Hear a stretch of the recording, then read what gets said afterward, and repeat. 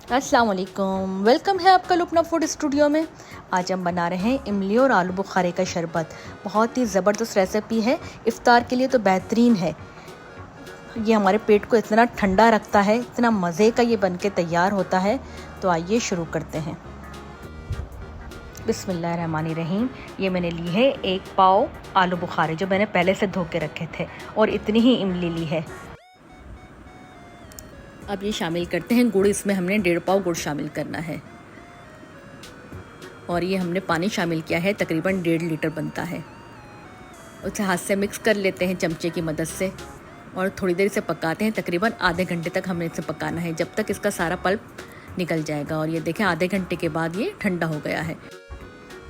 अब ठंडा होने के बाद हम इसे एक छन्नी में इस तरह से निकाल लेंगे। इसका सारा ही पल्प हम निकाल लेते हैं इस तरह से, इसी चम्मच की मदद से। अब ये देखो, थोड़ा सा और पानी डाल के इसका सारा पल्प हमने निकाल लिया है, और ये छन्नी हटा लेते हैं।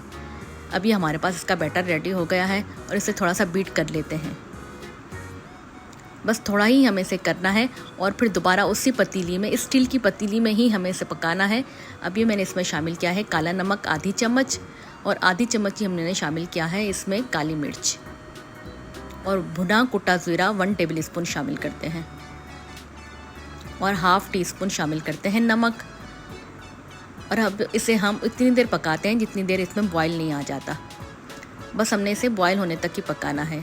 अच्छा दोस्तों, आपने मेरी वीडियो यहाँ तक देख ली और आपको पसंद आ रही है तो प्लीज़ सब्सक्राइब कर दें और बेल के आइकन को क्लिक कर दें, ताकि नई आने वाली वीडियो आपको सबसे पहले मिले।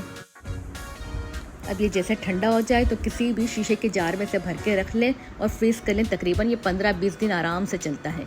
तो बस अब एक गिलास में 3 से 4 टेबल स्पून ये शामिल करते हैं, और पानी और बर्फ़, और अगर गार्निशिंग करनी है तो थोड़ा सा पुदीने के पत्ते। इतना ये ज़बरदस्त रेसिपी है रमज़ान के लिए। तो अगर आपने इस तरह एक बार ये शरबत बना लिया तो आइंदा सारे ही शरबत आप बनाना भूल जाएंगे। रोज़े में आप अपने मैदे को ठंडा रखना चाहते हैं तो इस तरह का शरबत पिए। ये हमारी सेहत के लिए तो ज़बरदस्त है ही, इसका टेस्ट भी मज़े का है। तो आप भी इसी तरीके से बनाएं, पिएं और मज़े करें।